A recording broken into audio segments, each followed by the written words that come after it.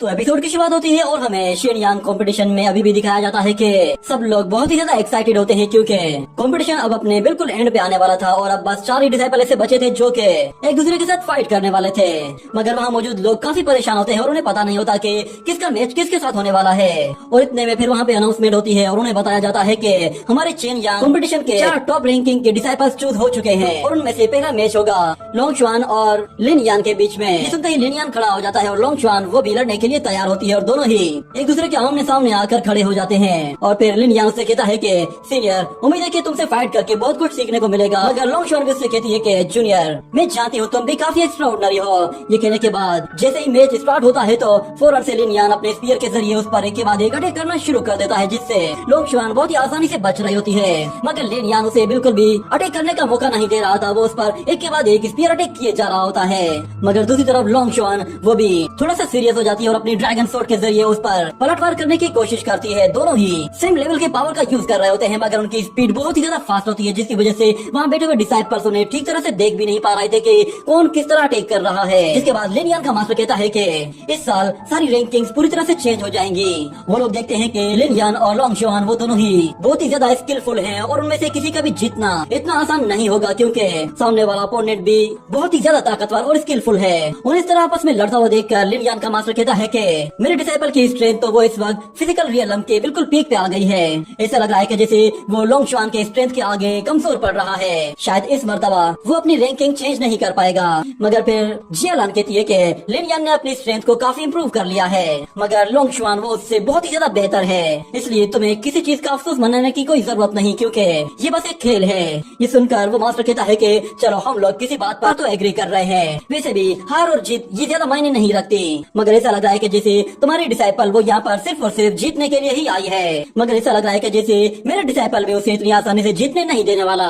ये कहने के बाद वो लोग दोबारा से उन लोगों की आपस की बैटल को देखते हैं जिसमें वो दोनों ही एक दूसरे को कांटे की टक्कर दे रहे होते हैं। लिनयान की स्पीड के आगे शुआनलोंग वो थोड़ी सी वीक दिखाई दे रही होती है मगर फिर जब शुआनलोंग अपनी स्पीड बढ़ा देती है तो लिनयान को वो फिर बराबर की टक्कर दे रही होती है। इतने में लिनयान उस पर ऊपर जाकर एक जोर से अटैक करने की कोशिश करता है तो शुआनलोंग अपने सामने एक आइस शील्ड बना लेती है जिसे लिनयान तोड़ने की कोशिश करता है मगर उससे नहीं तोड़ पाता। ये देखते हुए वो अपनी स्पीयर पावर को और भी ज्यादा बढ़ा देता है और तेजी से उस आइस स्टोन को जाकर हिट करता है जिससे वो पूरी तरह से चकनाचूर हो जाता है और वो स्पीयर शुआनलोंग के बिल्कुल पास जा पहुंचता है। मगर शुआनलोंग अचानक से अपनी पावर को और भी ज्यादा बढ़ा देती है जिससे वो वहाँ से निकलकर लिनयान की दूसरी तरफ चली जाती है और अपनी सोर्ड को हवा में ऊपर थ्रो करके लिनयान पर अपने फिजिकल अटैक्स के जरिए उसे पुश करने की कोशिश करती है और वापस से अपनी सोर्ड पकड़ते हुए लिनयान के स्पीयर के ऊपर अपना पैर रखकर उसे एक जोर से लात मारकर वापस पीछे धकेल देती है।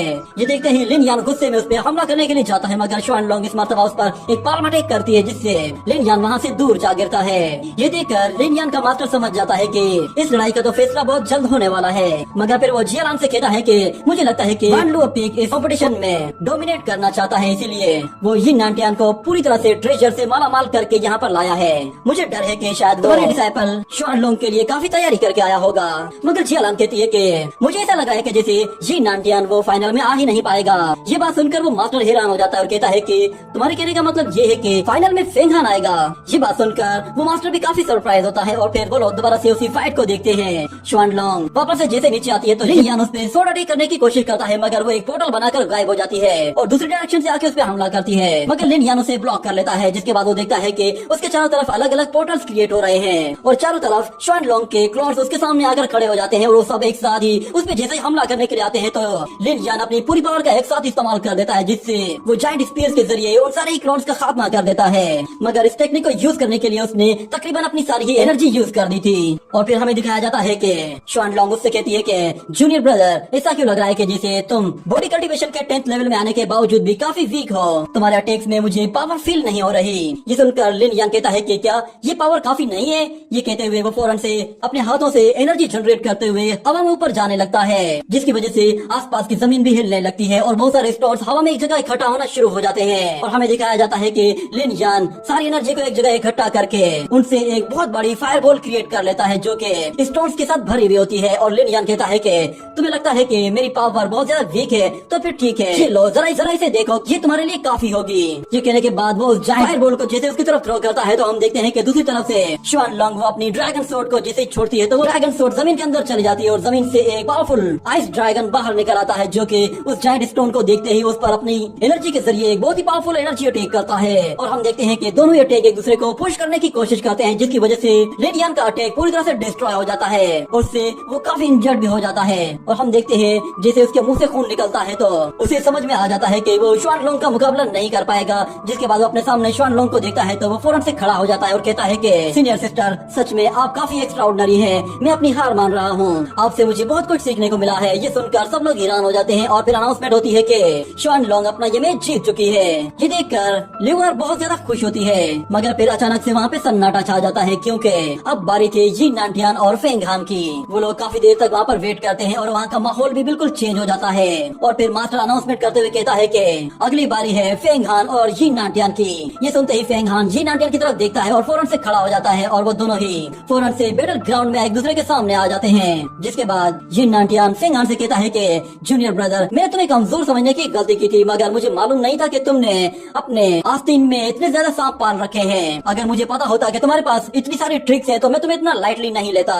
जिसके बाद दूसरी तरफ हमें दिखाया जाता है कि लिन यान का वो मास्टर जियालन से कहता है कि तुम्हें लगता है कि फेंग हान जीत जाएगा, तो फिर ठीक है, चलो हम लोग आपस में एक शर्त लगाते हैं। तुम्हारा इसके बारे में क्या ख्याल है? अगर फेंग हान ये मैच जीत जाता है तो फिर मैं तुम्हें एक ट्रेजर दूंगा। ये कहते हुए वो अपना एक ट्रेजर बाहर निकालता है जो कि छोटी स्टिक जैसा होता है। उसे देखकर जियालन कहती है कि ये तो टेनमोकु शेंशु है, इसे तो ओरिजिनली डोंगफेंग किंग मू ने खुद से क्रिएट किया था। इस ट्रेजर को कंडेंस करने के लिए भी हजारों साल लग गए थे। तुम आखिर अपने इतनी सालों की मेहनत को यूं ऐसे बेड पे क्यों लगा रहे हो? या फिर ऐसा है कि तुम्हें मेरे किसी ट्रेजर में ज्यादा दिलचस्पी है? तो मास्टर कहता है कि तुमने बिल्कुल सही समझा, मुझे तुम्हारे उस गैलेक्सी ब्रेसलेट में दिलचस्पी है, मैं वो लेना चाहता हूँ। अगर मैं जीत गया तो वो ब्रेसलेट मेरा होगा, अगर मैं हार गया तो ये शेंशो तुम्हारा होगा। ये सुनकर जियालान अपने उसी गैलेक्सी ब्रेसलेट की तरफ देखती है और फिर कहती है कि ठीक है, हम ये बेट लगा रहे हैं। जिसके बाद दूसरी तरफ हम देखते हैं कि ये नानटियान फेंग हान से कहता है कि तुमने अब तक जो कुछ भी किया है वो कर लिया, मगर अब फैसला इस स्टेज पे होगा क्योंकि यहाँ पे वही जीतता है जो कि ज्यादा ताकतवर होता है। मैं तुम्हें सिर्फ 3 मूव्स दूंगा, 3 मूव्स के अंदर ही मैं तुम्हारा काम तमाम कर दूंगा। आज तुम्हें पता चल जाएगा कि तुम्हारे और मेरे बीच में कितना बड़ा गैप है। और फिर मास्टर जैसे ही गेम स्टार्ट करता है तो जी नानटियान कहता है कि जूनियर चलो मैं तुम्हें पहले मौका देता हूँ, तुम हमला करो। ये सुनते ही फेंग हान फौरन से अपनी शूरा डिमोनिक सोर्ड को बाहर निकाल लेता है, जिसे देखकर जी नानटियान के होश उड़ जाते हैं और वो कहता है कि ये क्या, ये तो एक और शूरा सोर्ड है। तो फेंग हान अपनी उसी शूरा सोर्ड को सीधा उसी की तरफ थ्रो करता है, जिसे जी नानटियान अपने पैरों के जरिए रोक लेता है, मगर फेंग हान उसे पुश करके वापस पीछे धकेल देता है। ये देखकर जी नानटियान को भी अपनी वही गोल्डन सोर्ड बाहर निकालनी पड़ जाती है, जिससे वो उस शूरा सोर्ड को रोकने की कोशिश करता है। ये देखते ही फेंग हान उस शूरा सोर्ड को लेकर जी नानटियान के बिल्कुल पीछे आ जाता है, अगर जी नानटियान उस अटैक से भी बाल बाल बचकर निकल जाता है। पर फेंग हान यहाँ पे रुकने वाला नहीं था, वो उस पर कंटिन्यूअसली एक के बाद एक अटैक करते हुए उसे उठाकर वहाँ से दूर फेंक देता है। और हम देखते हैं कि जी नानटियान उस प्लेटफॉर्म से बिल्कुल नीचे गिरने ही वाला था कि अचानक एक अपना हाथ प्लेटफॉर्म पे फंसा लेता है और उसकी सोट जैसे नीचे जाने वाली होती है तो वो उसे भी किसी तरह होल्ड कर लेता है। इतने में फेंग हान उसके बिल्कुल सिर के ऊपर आकर खड़ा हो जाता है। ये देखकर जी नानटियान अपनी सोट से उस पर हमला करने की कोशिश करता है तो फेंग हान जैसे पीछे हटता है तो जी नानटियान ऊपर आ जाता है। ये देखकर फेंग हान से कहता है कि तुमने तो कहा था कि तुम मुझ पर सिर्फ 3 अटैक करोगे, तो फिर ये 4था अटैक क्यों किया तुमने? मगर जी नानटियान कहता है कि सीनियर हु टियानडू ने तुमसे वो इविल गार्ड तो छीन लिया है, लगता है कि तुम्हारे पास किसी तरह का और डिमोनिक वेपन आ गया है। ये सुनकर वो सब लोग हैरान हो जाते हैं और वो लोग कहते हैं कि फेंग हान आखिर कैसे डिमोनिक वेपन यूज कर सकता है। और फेंग किंग भी तो कहती है कि ये तो पूरा का पूरा डीमन हो गया है। और जी नानटियान भी उससे यही बात कहता है कि बच्चे तुम अब डीमन बन चुके हो। ये कहते हुए वो अपनी मल्टीपल सोर्ड्स के जरिए फेंग हान पे जैसे ही हमला करता है तो फेंग हान अपनी शूरा सोर्ड के जरिए बहुत ही आसानी से उन सोर्ड्स को पीछे धकेल देता है और फिर से वो दोनों ही अपनी सोर्ड्स के जरिए एक दूसरे को मारने की कोशिश करते हैं। और दूसरी तरफ हम लिवार को देखते हैं जो कि फेंग हान को चीयर अप कर रही होती है और इस तरफ जी नानटियान जैसे ही फेंग हान पर हमला करके उसे पुश करता है तो फेंग हान गुस्से में अपनी सोर्ड उसके सिर पे मारने वाला होता है, मगर जी नानटियान उससे भी बचकर पीछे निकल जाता है और अपनी मल्टी सोर्ड से फिर से फेंग हान को मारने की कोशिश करता है, मगर इस मर्तबा भी वो मल्टी सोर्ड उस पर कोई असर नहीं दिखाती। फेंग हान बड़ी आराम से उन मल्टी सोर्ड्स को अपने आप से दूर हटा देता है। जिसके बाद हम देखते हैं कि फेंग हान अपनी वो शूरा सोर्ड उसकी तरफ थ्रो करके हवा में ऊपर चला जाता है तो जी नानटियान जब ऊपर की तरफ देखता है तो फेंग हान उसे एक जोर से किक मारता है, मगर जी नानटियान किसी तरह से ब्लॉक करने में कामयाब हो जाता है। और दूसरी तरफ हमें दिखाया जाता है शाओलिन को जो कि फेंग हान को फाइट करते हुए देखती है तो वो कहती है कि फाइनली मेरे पास अब भागने का अच्छा मौका है। मगर जैसे ही वो उठने लगती है तो अचानक उसके सिर में दर्द होने लगता है, क्योंकि वो ड्रैगन अभी भी उसे कंट्रोल कर रहा था। वो उसे कहता है कि तुम एक मरतबा भी यहाँ से भागने के बारे में सोचना भी मत। अगर तुमने ऐसी गलती की तो ये तुम्हारी आखिरी गलती होगी। ये सुनकर शाओलिन कहती है कि मैं ऐसा कुछ भी नहीं करने वाली थी। ये सुनने के बाद यान उसे छोड़ देता है और कहता है कि बेहतर यही है कि तुम अपना दिमाग ज्यादा इस्तेमाल मत करो। ये सुनकर शाओलिन बिल्कुल खामोश होकर बैठ जाती है और फिर वो सोचते हुए कहती है कि ये यान अचानक से कहाँ से आ गया। लास्ट टाइम जब मैंने इसे आवाज दी थी तो ये बिल्कुल भी रिस्पॉन्ड नहीं कर रहा था। लगता है कि शायद ये किसी सुप्रीम एल्डर के सामने नहीं आ सकता, क्योंकि अगर ये किसी सुप्रीम एल्डर के सामने आ गया तो वो इसे बहुत ही आसानी से डिटेक्ट कर लेगा। यही वजह है कि ये किसी भी पावरफुल मास्टर के सामने नहीं आता और अपनी डोंगहुआंग स्क्रिप्चर के अंदर छुप जाता है। अगर फेंग हान ने अपनी पूरी पावर को अनलॉक कर दिया तो मुझे लगता है कि वो सारे ही मास्टर्स की अट्रैक्शन अपनी तरफ ले लेगा और फिर वही मौका होगा मेरे भागने का।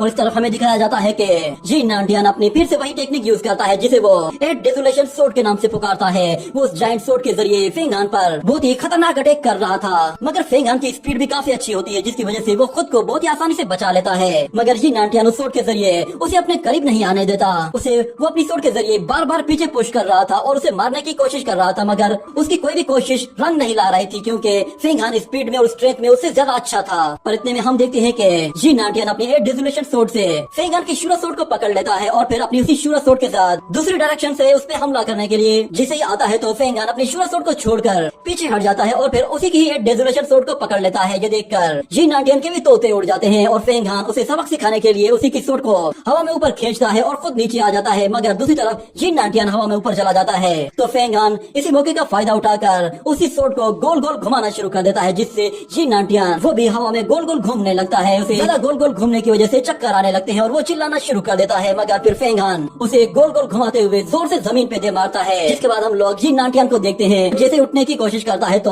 उसका सिर चकराने लगता है, क्योंकि फेंग हान ने उसे झूले ही इतने ज्यादा दिए थे और उसकी सोर्ड वो भी अभी फेंग हान के पास ही होती है। तो फेंग हान उसकी सोर्ड को जैसे उसकी तरफ थ्रो करता है तो वो फौरन से अपनी सोर्ड को कंट्रोल करके वापस से उसे अपनी कमर के साथ बांध देता है और फिर फेंग हान से कहता है कि ठीक है तो बच्चे, तुम इसी तरह लड़ना चाहते हो तो फिर यही सही, बाद में मुझे ब्लेम मत करना। ये कहने के बाद वो अपनी लाइफ गेट टेक्निक का इस्तेमाल करता है, जो कि उसकी सबसे खतरनाक टेक्निक होती है। उस टेक्निक का सुनकर शुआन लोंग भी हैरान हो जाती है और हमें दिखाया जाता है कि वहाँ पे हर जगह एक पर्पल फ्यूम फैल जाता है और उसके अंदर से एक बहुत बड़ा डेथ गेट बाहर निकलने लगता है, जो कि दिखने में ही बहुत ही ज्यादा खतरनाक था। जी नांटियान फौरन से उसी डेथ गेट के ऊपर जाकर खड़ा हो जाता है और उसे कंट्रोल करते हुए हंसने लगता है और कहता है कि मेरी इस टेक्निक से आज तक कोई भी नहीं बच पाया। वहाँ मौजूद जितने भी डिसाइपल्स होते हैं वो सब लोग उस टेक्निक को देखकर कहते हैं कि ये तो एक रोशन है। सच में इससे ज्यादा पावरफुल ट्रेजर हम लोगों ने कभी भी नहीं देखा होगा। ये ट्रेजर असल में ब्रदर वान लुओ का ट्रेजर था और वान लुओ ने इस ट्रेजर की मदद से एक ग्रेट डीमन किंग को मारा था। और वहाँ मौजूद सब लोग कह रहे होते हैं कि यकीन नहीं आ रहा कि ब्रदर वान लुओ ने अपना इतना कीमती ट्रेजर जी नांटियान को दे दिया है। मगर फिर जी नांटियान कहता है कि फेंग हान, ये ट्रेजर असल में मैंने सिर्फ और सिर्फ लोंगचुआन के लिए ही तैयार किया था, मगर तुम्हारी बदकिस्मती है क्योंकि तुमने मुझे मजबूर कर दिया है कि मैं इसे यूज करूँ। ये कहते ही वो उस जायंट स्टेचू के अंदर से कुछ घोस्ट हैंड बाहर निकालता है, जो कि फेंग हान को चारों तरफ से आकर कवर कर लेते हैं। मगर फेंग हान बिल्कुल रिलैक्स होकर खड़ा हुआ होता है। वहाँ मौजूद जितने भी लोग थे उन्हें पूरा यकीन हो गया था कि अब फेंग हान मारा जाएगा और जी नांटियान भी हंसते हुए कहता है कि फेंग हान, ये रोशन बहुत ही ज्यादा पावरफुल है, कभी कभार तो मैं भी इसे कंट्रोल नहीं कर पाता, मगर तुम्हारी बदकिस्मती है, इसके अगले शिकार बनने वाले हो। ये कहने के बाद हम देखते हैं कि वो घोस्ट हैंड फेंग हान को अपने अंदर खींचना शुरू कर देते हैं और जी नांटियान उससे कहता है कि रोशन के पास अपनी ही सोर्स होती है जो कि अपने शिकार के टुकड़े टुकड़े कर देती है। अगर तुम्हें अपनी जान प्यारी है तो इसी वक्त हार मान लो और मुझसे माफी मांगो, हो सकता है मैं तुम्हें माफ कर दूं। ये कहकर वो जोर जोर से हंसना शुरू कर देता है। मगर फिर दूसरी तरफ फेंग हान कहता है, ब्रदर तुम जो काम कर रहे हो उसे कंटिन्यू रखो, मुझसे कुछ भी एक्सपेक्ट मत करो। ये सुनकर जी नांटियान कहता है कि ऐसी ही बात है तो फिर ठीक है, तुम जाओ और रोशन के साथ अपनी डेथ को एंजॉय करो। ये कहकर वो बहुत ही जोर जोर से हंसना शुरू कर देता है, जिस पर फेंग हान भी थोड़ा सा सीरियस हो जाता है और कहता है कि जी नांटियान, मुझे लगा था कि तुम थोड़े बहुत अक्लमंद होगे, मगर मुझे मालूम नहीं था कि तुम इतनी ज्यादा बकवास करते होगे। ये कहते ही वो खुद को वहीं पे ही रोक लेता है और वो घोस्ट हैंड उसे खींचने की पूरी कोशिश करते हैं, मगर जी नांटियान भी हैरान रह जाता है क्योंकि वो घोस्ट हैंड उसे अंदर नहीं खींच पा रहे थे। ये देखकर सब लोग बिल्कुल चौंक जाते हैं और कहते हैं कि रोशन तो सबसे पावरफुल ट्रेजर है, आखिर फेंग हान उसे कैसे कंट्रोल कर सकता है। मगर फिर फेंग हान जिन नाटियन से कहता है कि तुमने शुरू में जो बात कही थी उसी पर गौर करो, जिसके पास सबसे ज्यादा स्ट्रेंथ होगी वही जीतेगा। फेंग हान जैसे ही अपनी पावर एक्टिवेट करने लगता है तो सब लोग हैरान हो जाते हैं और वो कहते हैं कि ये नामुमकिन है। और फेंग हान उससे कहता है कि चलो फिर मैं तुम्हें दिखाता हूँ कि तुम्हारी पावर में और मेरी पावर में कितना फर्क है। यूँ समझ लो कि तुम जमीन पर हो तो मैं आसमान पर हूँ, हमारे बीच में इतना ही बड़ा गैप है। ये कहने के साथ ही वो अपनी गोल्डन बॉडी यान लुओ जिनशिन टेक्निक का इस्तेमाल करता है, जिससे वो घोस्ट हैंड के चिथड़े उड़ा देता है। उसकी पावर देखकर सब लोगों की आंखें खुली की खुली रह जाती हैं और वो मास्टर जिसने कभी अपनी आंखें खोली ही नहीं थी वो भी आंखें खोलकर देखने लगता है। और हम लोग देखते हैं कि फेंग हान के चारों तरफ एक पावरफुल गोल्डन ऑरा आ जाता है और वो हवा में ऊपर जाने लगता है, जिस पर वहाँ मौजूद लोग भी बिल्कुल हक्के बके रह जाते हैं और कहते हैं कि आखिर ये किस तरह की पावर है, फेंग हान क्या करने वाला है। फेंग हान की बॉडी पूरी तरह से चमक रही होती है, ऐसा लग रहा था कि जैसे फेंग हान ने एक अलग ही लेवल अचीव कर लिया हो।